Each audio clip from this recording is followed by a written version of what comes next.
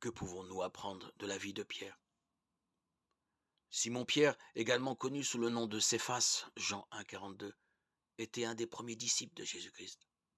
Il était très franc et fervent. C'était un des amis les plus proches de Jésus, un apôtre et un pilier de l'Église.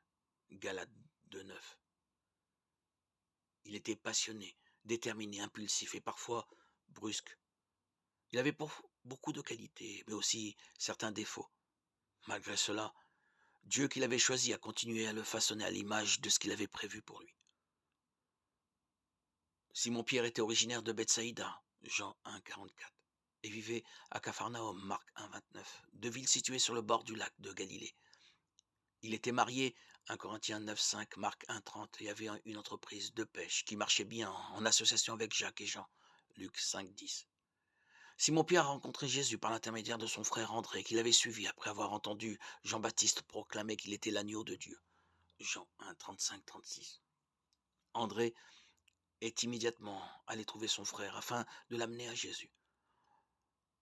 Lors de sa rencontre avec Simon, Jésus lui a donné un nouveau nom, Céphas, en araméen, ou Pierre en grec, ce qui signifie rocher.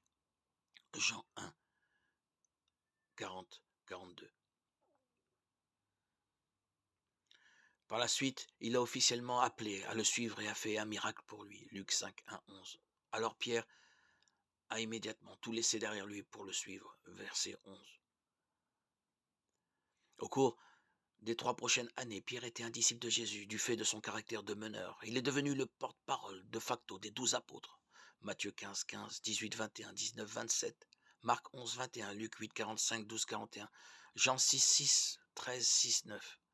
Surtout, il est le premier à avoir confessé Jésus comme le Messie, le Fils du Dieu vivant. Jésus lui a dit que c'était Dieu qui lui avait révélé cela. Matthieu 16, 16, 17.